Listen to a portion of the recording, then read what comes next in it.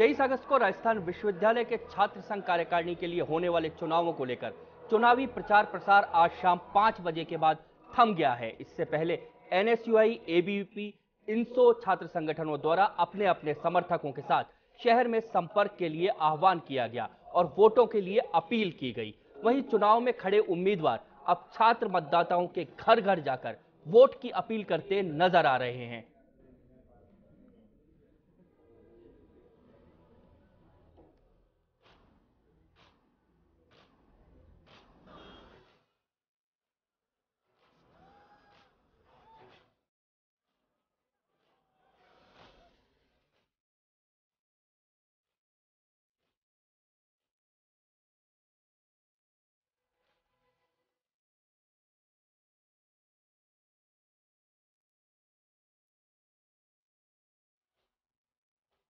हाँ, आज 5 बजे चुनाव प्रचार बंद हो गया है। आज पूरे दिन भर किसी प्रकार की शोर शराबा नहीं हुए। सुबह 8 बजे से लेकर अभी 5 बजे के बाद किसी प्रकार का जो है कार्यवाही जो छात्र ने कोई अनुशासनहीनता नहीं करी और 5 बजे आज का चुनाव प्रचार बंद हो गया। शासन चुनावों की सरगर्मियां आज और भी तेज नजर आई। छात्र नेताओं में चुनावों को लेकर खासा उत्साह देखा जा रहा है। इस मौके पर कई छात्र नेताओं ने चुनाव के नियमों की धज्जियां उड़ाई तो कोई शांतिपूर्वक अपना काम करता हुआ दिखाई दिया। चुनाव को देखते हुए सुरक्षा व्यवस्था हालांकि चाक चौबंद कर दी गई, बढ़ा दी गई। इस दौरान जयपुर की मेयर ज्योति खंडेलवाल का कहना है कि छात्र नेताओं को ध्यान रखना चाहिए कि वो इन चुनावों के बाद प्रतिनिधि बनकर निकलेंगे। इसके लिए उनको भी नियमों की पालना करते रहना चाहिए।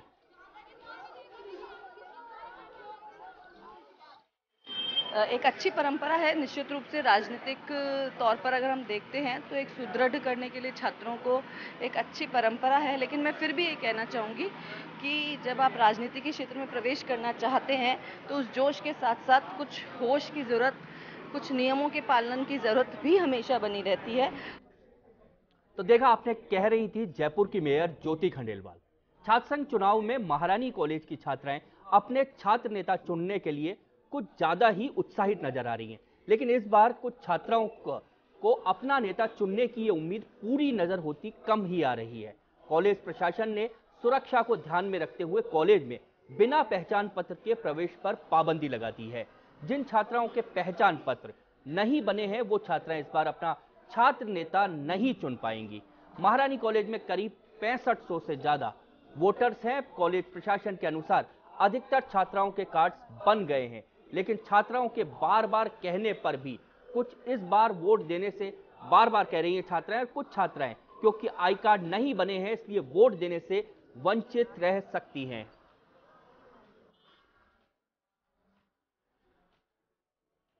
आइडेंटिटी कार्ड्स का जहाँ तक सवाल है, वोटिंग करने के लिए वो कंपलसरी है। बिना आइडेंटिटी कार्ड के आप वोट नहीं कर सकते और उसके लिए हमने व्यवस्था बना रखी है।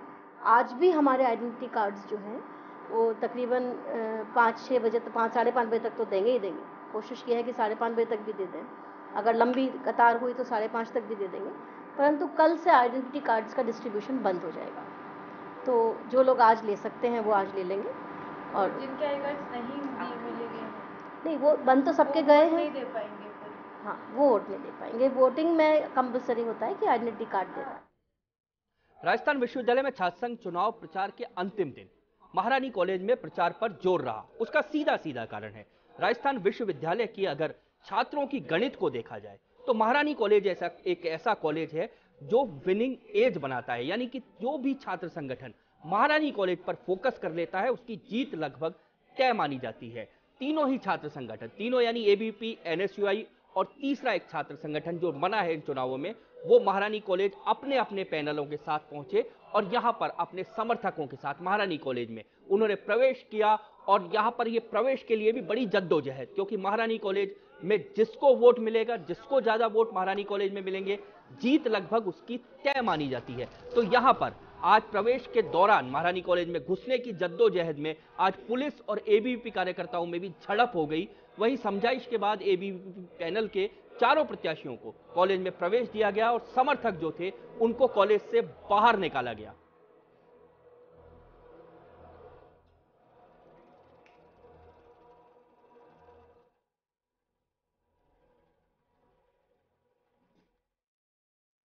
राजस्थान यूनिवर्सिटी में चुनाव प्रचार के अंतिम दिन में प्रत्याशी वोट मांगने में व्यस्त नजर आए और विभिन्न दावों और आधारों पर जीत का विश्वास दिलाया। आखिरी दिन था, इसलिए बिल्कुल तय है कि वहां पर वोट मांगने के लिए हर प्रयास, हर कोशिश, हर जद्दोजहद जारी थी। वहीं महारानी कॉलेज में एबीवीपी के प्रत्याशियों से बात की हमारे संवाददाता महेंद्र सैनी ने। राजस्थान विश्वविद्यालय छात्र संघ चुनाव 2014 की चुनावी चौसर बीत चुकी है। 3 संगठन एबीवीपी, एनएसयूआई और इंसो छात्र संघ चुनाव के लिए मैदान में है। बात करते हैं एबीवीपी के अध्यक्ष पद के प्रत्याशी शंकर गोरा से और जानते हैं किन मुद्दों पर वे छात्र संघ चुनाव लड़ने जा रहे हैं। जी शंकर। महिलाओं की सुरक्षा हो, चाहे महारानी कॉलेज में किसी भी, आज मैं महारानी कॉलेज में आया हूँ तो महारानी कॉलेज की बात करता हूँ। महारानी कॉलेज में पानी की समस्या हो, चाहे स्पोर्ट्स की समस्या हो, और सबसे बड़ी प्रॉब्लम यह है कि सभी की यही शिकायत है कि चुनाव लड़ने के बाद जो कैंडिडेट होता है कॉलेज को आके संभालता नहीं है। मैं आज सबको दावे के साथ कहता हूँ, चुनाव जीते चाहे हारे, हम हमेशा यहाँ आएंगे, स्टूडेंटों के बीच में रहेंगे और हमेशा जो भी उनकी समस्या होगी, आम स्टूडेंटों की समस्या होगी, उसको पूरा करेंगे। भीमराज से बात करेंगे, महासचिव पद के ये उम्मीदवार है एबीवीपी। छात्राओं की सुरक्षा का और अखिल भारतीय राजस्थान यूनिवर्सिटी कैंपस में वाईफाई करवाना संपूर्ण हॉस्टल्स में। संयुक्त सचिव के लिए रिया भावन को एबीवीपी ने उतारा है। रिया, क्या मुद्दा रहेगा छात्र संघ चुनाव में आपका? मैं महारानी कॉलेज से हूँ और महारानी की सभी छात्राएं स्पोर्ट फैसिलिटी और वाटर कूलर फैसिलिटी से की समस्या बोल रही हैं, तो मैं उन्हीं पर काम करूँगी। राजनीति की पहली सीढ़ी और वादे और दावे किसी मंझे हुए राजनेता की तरह। सुना है अभी आप लोगों ने, हर वादा, हर उम्मीद पूरी करने की यहां पर कोशिश, कैसे भी छात्रों के इन वोटों को अपनी तरफ रिझाया जाए। हालांकि ये जो वादे होते हैं, ये कितने उम्मीदों पर खरे उतरते हैं। क्या स्टूडेंट, जो छात्र होता है, कई छात्र ऐसे होंगे जो पहली बार, जिन्होंने कभी किसी चुनाव में वोट नहीं दिया होगा और पहली बार छात्र संघ चुनावों में वोट देंगे, यानी एक बिल्कुल नया छात्र, क्या वो इन वादे और दावों पर विश्वास करता है? ये चर्चा हम इस महापंचायत में करेंगे। ये महापंचायत आज हमने इसलिए बुलाई है कि छात्रों के हर मुद्दों को, छात्र नेताओं के हर विषयों को, छात्रों से जुड़ी हुई हर बात को हम यहां पर उठा सके, पुरजोर तरीके से हम हर पर बात कर सके, हर विषय पर बात कर सके। हर छात्र संगठन को हमने यहां बुलाया है कि आखिर कैंपस, जो शिक्षा का मंदिर होता है, वहां पर क्या कैंपस के मुद्दों पर चुनाव लड़ा जा रहा है या मुद्दे कुछ और हैं, सिर्फ धन बल, भुजबल, इसकी राजनीति पर चुनाव लड़ा जा रहा है। ये चर्चा हम इसमें करेंगे, लेकिन उससे पहले खबरों की तरफ चलते हैं। महारानी और महाराजा कॉलेज, ये 2 महत्वपूर्ण कॉलेज में, इसमें सभी उम्मीदवारों ने जीत हासिल करने के लिए आज अपना पूरा दम यहां पर लगाया, क्योंकि ये 2 महत्वपूर्ण कॉलेज हैं जहां से राजस्थान विश्वविद्यालय जो जयपुर का है, उसकी जीत तय होती है। छात्र संघ चुनाव की अंतिम सूची अब आ चुकी है और अंतिम सूची आने के बाद में छात्र नेताओं में अपनी जीत को लेकर संघर्ष शुरू हो गया है। जिस तरह का प्रचार आप देख रहे हैं, जितने पंपलेट्स उड़ाए जा रहे हैं, जितने प्रचार बैनर यहां पर लगाए जा रहे हैं, वो पूरी तस्वीरें बयां करती हैं कि आखिर किस तरह से इस छात्र संघ चुनाव का जोश जो है वो अपनी पूरे शबाब पर है। वही दोनों ही आज जो कॉलेज है, महाराजा और महारानी कॉलेज, दोनों कॉलेजों के सभी उम्मीदवारों को आज विश्वविद्यालय के छात्र नेता भी एक तरह से गाइड कर रहे थे।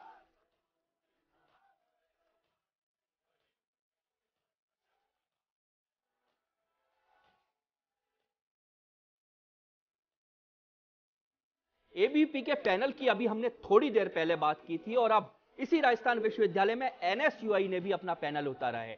एनएसयूआई का जो पैनल है, उसमें अध्यक्ष के उम्मीदवार जो है वो अनिल चोपड़ा और उपाध्यक्ष अनिल चौहान, इन 2 लोगों से भी हमने बातचीत की कि आखिर इनके वादे क्या हैं। एबीवीपी के हमने सुने थे, अब एनएसयूआई के सुनते। छात्र संघ चुनाव में तीसरे पैनल के रूप में एनएसयूआई भी मैदान में है, जिसके 4 प्रत्याशी एबीवीपी के सामने और इंसो के सामने दावेदारी जता रहे हैं चुनाव जीतने के लिए। बात करते हैं अध्यक्ष पद के उम्मीदवार अनिल चोपड़ा से और बात जानते हैं इनसे किन मुद्दों पर ये छात्र संघ चुनाव लड़ने जा रहे हैं। देखिए, भारतीय राष्ट्रीय छात्र संगठन एनएसयूआई हमेशा छात्र हितों के लिए कार्य करता है। एनएसयूआई मुद्दों पे और केवल बातों पे राजनीति नहीं करते। एनएसयूआई कार्यकर्ता और छात्र नेता हमेशा छात्र हितों के लिए मुद्दे उठाते हैं। एनएसयूआई का सबसे बड़ा मुद्दा है कि सरदार पटेल भवन जो बिल्डिंग है, उसे हम, जैसे हमारा छात्र संघ आएगा, हम उसे कंप्यूटराइज करवाएंगे। दूसरा, एनएसयूआई हमेशा कोई सा भी मुद्दा हो, चाहे वो सीटों का मुद्दा हो, सीसेट वाला मुद्दा हो, बजट ऑनलाइन का मुद्दा हो, एनएसयूआई कार्यकर्ता एवं स्टूडेंट लीडर हमेशा छात्रों के बीच में रहता है। उसी का फायदा हमें मिल रहा है। हम जहाँ भी जा रहे हैं, छात्र हमारे साथ हैं। आप ये उत्साह में देख सकते हैं जहाँ भी हो। बात करते हैं उपाध्यक्ष पद के उम्मीदवार अनिल चौहान से और जानते किन मुद्दों पर वो छात्र संघ चुनाव लड़ने जा रहे हैं। जैसा कि आप अध्यक्ष पद के दावेदार अनिल चोपड़ा जी ने बताया कि हम एडम ब्लॉक को कंप्यूटराइज कराएंगे, सीसेट का मुद्दा हो, और भी अनिल हमेशा छात्र हितों के लिए कार्य करती है, तो हम आगे से छात्र हितों के लिए कार्य करते हैं। छात्र संघ चुनाव में जहां 3 बड़े छात्र संगठन एबीवीपी, एनएसयूआई, इंसो पैनल में अपने वोट मांग रहे हैं, वही एनएसयूआई के उम्मीदवार अलग अलग होकर वोट मांगते नजर आ रहे हैं। कैमरा पर्सन रामनिवास गुर्जर के साथ महेंद्र सैनी, फर्स्ट इंडिया, जयपुर। तो देखा आपने किस तरह से पहले हमने एबीवीपी वालों को सुना, अब हमने एनएसयूआई वालों को सुना, यानी कुल मिलाकर बातें एक सी कर रहे हैं। लेकिन एक सवाल जो यहां पर खड़ा है, और जिस सवाल के साथ जब मैं लौटूंगा चर्चा करेंगे हम, जब यहां पर एबीवीपी और एनएसयूआई के लोगों के साथ हम बात करेंगे, तब हम बात करेंगे कि ये सिर्फ वादे हैं या ऐसा होता है। एनएसयूआई और एबीवीपी के बीच अपनी अपनी जीत के जो दावे एनएसयूआई और एबीवीपी कर रही है, वही छात्र संघ चुनाव में इस बार मैदान में इंसो एक नया छात्र संगठन बना है।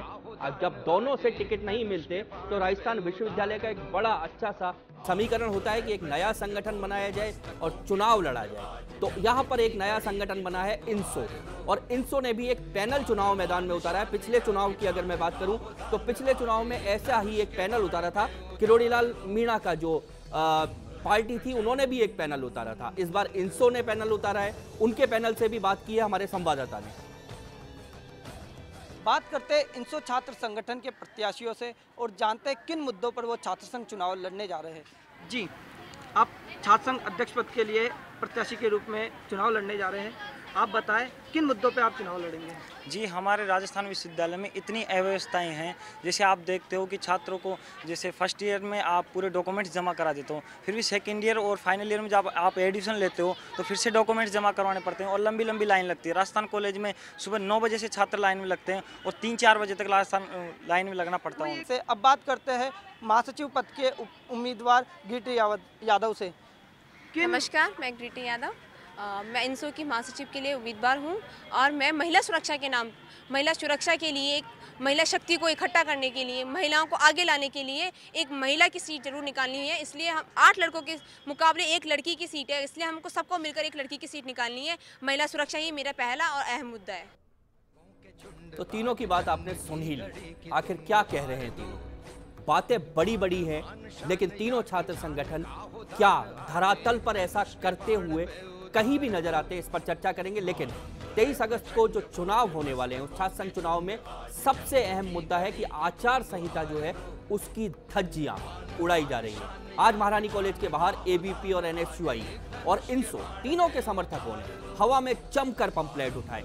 लेकिन एक महत्वपूर्ण बात बताते हैं, वही पंपलेट हवा में उड़ाए गए जिन पंपलेटों पर लिंगदोह ने कहा था कि चुनाव में सिर्फ हाथ से लिखे हुए सामग्री का चुनाव में उपयोग हो।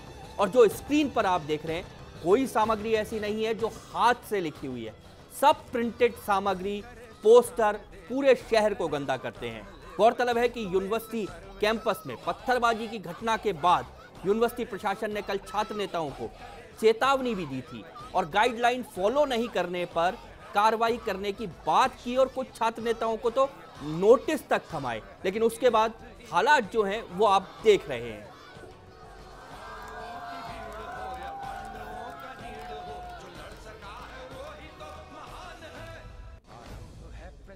कैंपस की महापंचायत, इसमें चर्चा लगातार जारी रहेगी। आगे बढ़ने से पहले यहां पर लेते हैं एक ब्रेक।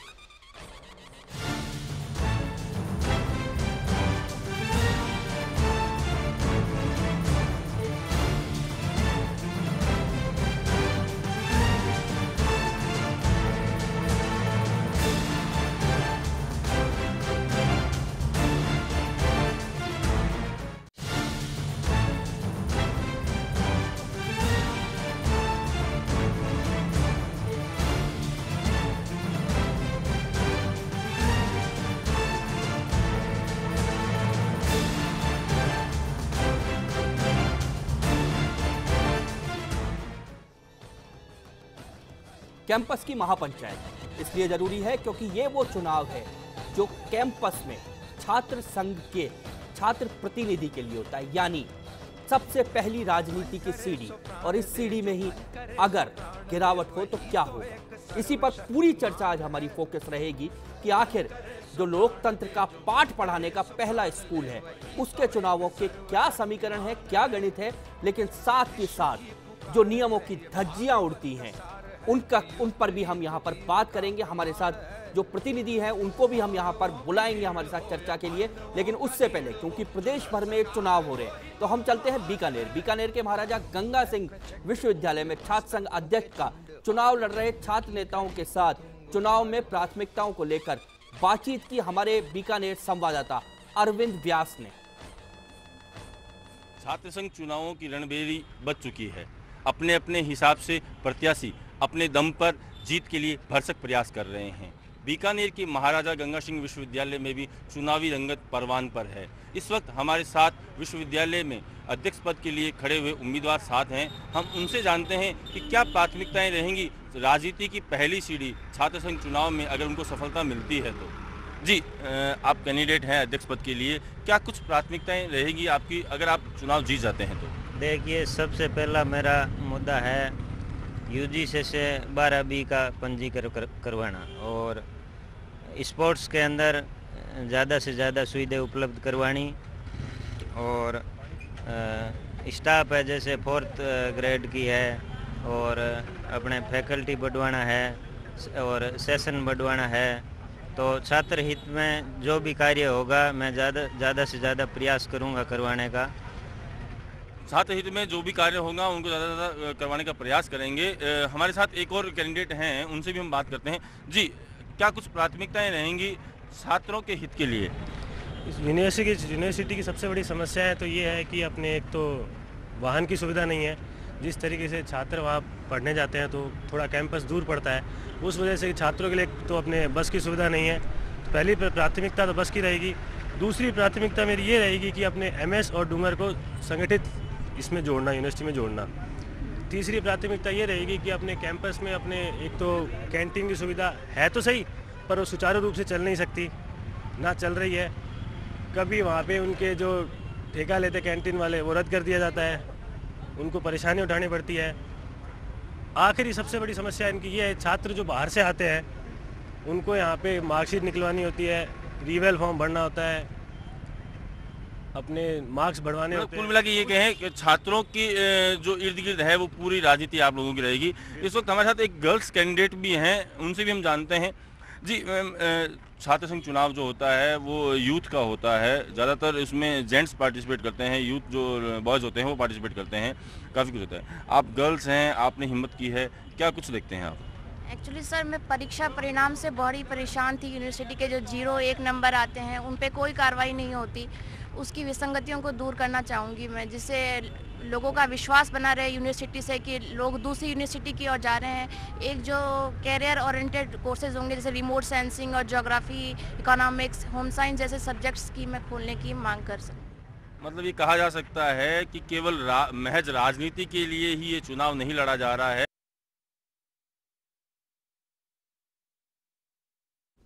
बल्कि छात्रों के हितों को उनको ध्यान रखते हुए छात्रों की जो समस्याएं हैं उनका निवारण करने के लिए ये प्रतिनिधि चुनाव मैदान में हैं। अब देखने वाली बात यह होगी इनमें से किस छात्र प्रतिनिधि की बात छात्रों के समझ में आती है।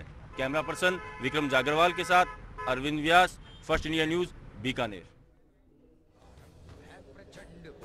तो देखा आपने किस तरह से पूरे प्रदेश भर में चुनाव का जो छात्र संघ चुनाव है उनका माहौल बना हुआ है। दोनों बातें यहाँ पर हैं कि छात्र संघ चुनाव का छात्रों में माहौल भी है, लेकिन क्या इस छात्र संघ चुनाव की आड़ में जिन नियमों की धज्जियां उड़ा रही हैं, क्या उड़ाई जा रही हैं, क्या वो सही है? और इसी पर आज हम चर्चा करेंगे। हम इस कैंपस की महापंचायत में, महापंचायत इसलिए क्योंकि चुनाव से पहले हर विषय यहाँ पर चर्चा हो, छात्रों के बीच में चर्चा हो, छात्र जो प्रतिनिधि चुने जा रहे हैं उनके बीच में चर्चा हो, छात्र संगठनों के बीच में चर्चा हो, और चर्चा हो कि आखिर सार्थक रूप से जिन चुनावों को विश्वविद्यालय चाहता था कि जिस एक लोकतंत्र का पाठ छात्र पढ़ें, क्या उसी दिशा में ये छात्र संघ चुनाव पढ़ रहे हैं। और इस चर्चा में भाग लेने के लिए मेरे साथ यहाँ स्टूडियो में जो मौजूद है, मेरे साथ हैं राजेश मीणा, पूर्व छात्र संघ अध्यक्ष हैं, राजस्थान विश्वविद्यालय के ABVP से ये जुड़े हुए हैं। मेरे साथ हैं नरसी किराड़, NSUI जो है उसके प्रवक्ता हैं और राजस्थान विश्वविद्यालय जो है उसके महासचिव रहे। संदीप यादव मेरे साथ हैं, इनसो जो छात्र संगठन है उससे संदीप यादव जुड़े हुए हैं। इसके अलावा मेरे सहयोगी लाल सिंह फौजदार मेरे साथ बने रहेंगे पूरे समय और बरखा बनी रहेंगी हमारे साथ इस पूरी चर्चा में। सबसे पहले राजेश, आपसे चर्चा शुरू करूंगा। जो माहौल पूरे प्रदेश भर में दिखाई दे रहा है, क्या छात्र राजनीति का यह चेहरा होना चाहिए? क्या इसलिए लोकतंत्र की पहला पाठ पढ़ाने के लिए छात्र संघ चुनाव आयोजित कराए? जिस तरह से नियमों की, आचार संहिता की धज्जियां उड़ रही हैं, आप दोनों छात्र संगठन उड़ा रहे हैं, क्या यह सही है? नहीं, निश्चित तौर पे कहीं ना कहीं राजस्थान विश्वविद्यालय और अन्य विश्वविद्यालयों में प्रतिस्पर्धा का युग है। अन्य संगठनों की तुलना में अखिल भारतीय विद्यार्थी परिषद आचार संहिता का उल्लंघन कम है, लेकिन जब वो अन्य संगठन जब प्रचार प्रसार की सामग्री को खुलेआम प्रचार करते हैं तो कहीं ना कहीं मार्केट में रहने के लिए, अखिल भारतीय विद्यार्थी परिषद कार्यकर्ताओं में जाने के लिए कहीं ना कहीं हमें पंपलेट, पोस्टर, बैनर का इस्तेमाल यूज हम कर रहे हैं। पर क्या मेरा सवाल वही है राजेश, आपको रोकता हुआ नरसी, क्या एबीवीपी कम है, आप ज्यादा हो? क्या ऐसा है? और लेकिन कर आप दोनों रहे हो। मैं सिर्फ आपसे इतना कहना चाहता हूं, अभी मेरे साथी राजेश भाई ने बताया कि ये लोग कर रहे हैं कहीं ना कहीं छात्रों के बीच में जाने के लिए। हम सिर्फ इतना कहना चाहते हैं कि भारतीय राष्ट्रीय छात्र संगठन के जो भी हमारे उम्मीदवार हैं वो लोग पूरे सालों साल यहाँ कैंपस में छात्रों के बीच में रहते हैं, तो उनको इस तरह की ज़्यादा ज़रूरत नहीं है। और मैं देख रहा हूँ कि जो लोग प्रिंटिंग सामग्री का उपयोग कर रहे हैं वो अन्य संगठन के लोग हैं। एनएसयूआई के लोगों ने पूरे साल छात्रों के बीच में काम किया है।